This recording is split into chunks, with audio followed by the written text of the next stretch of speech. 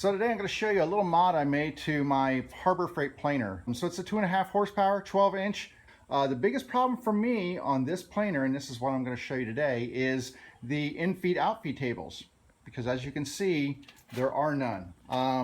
Unlike a lot of them that have flip down tables that come down off the side and just kind of sit there, the snipe gets a little bad on this when you use it in its standard configuration. All right, so to fix my problem, I use something called Melamine. I had some of this left over from a project, and it's actually the perfect item to use for making a infeed outfeed. It's 3/4 of an inch thick. It actually is coated on both sides with a very slick surface. It's very true, it's very flat. And so what I did was I measured the width of my planer right here. You can see it has guide rails right here and right here. So I measured the distance between those two guide rails, and then I figured about how much I wanted to add to each side and cut the board to length so you can see it kind of sticks out on both sides. Now, to make sure it doesn't slide, what I did is I just added a couple of boards on each side of it. So you can see I've got a board here and a board here. And what I did was I laid the board inside the track there, took a pencil, swiped along the side here and on there on the other side, just basically came up with some lines right there and there where I needed to attach these boards. And now all I do is I take this melamine and I slide it right in. So let me do this. All right, so to make this work, all I'm going to do is slide this right in, and you can see it fits perfectly in those little guides right there. I slide it in. I get one of the little stops on over. It pops in, and now you can see the perfect infeed outfeed table for my planer. Now the problem is, of course, you lose a little height with this, but honestly I don't plane boards that are really that huge. So in order to get a little bit more functionality and get a little less snipe, I figured, you know what, I'll give up 3/4 of an inch of planing depth for a solution to that problem. So there you go. That's how I solved a little bit of planer snipe and created some infeed outfeed for my Harbor Freight planer.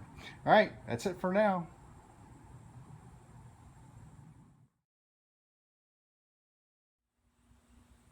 So here's a little bonus modification that I made to my my Harbor Freight planer. The dust extraction. This thing is a planer. It kicks out a lot of dust, especially being the solid blade, 12-inch blades that it uses.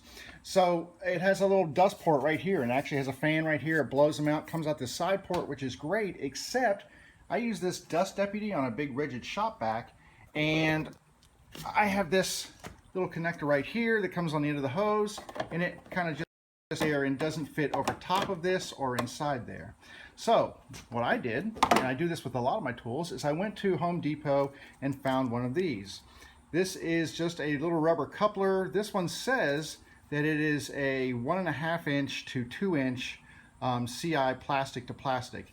But what I found was that this is about 2 5/8 on the inside of this large one, and about a little less than 2 inches on the inside of this one.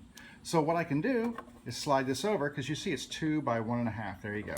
But when I slide this on here, there, so I tighten the band clamp on here, so this is on here really well. And then what I do is I take this band clamp and just tighten it down until I get a snug fit on this one.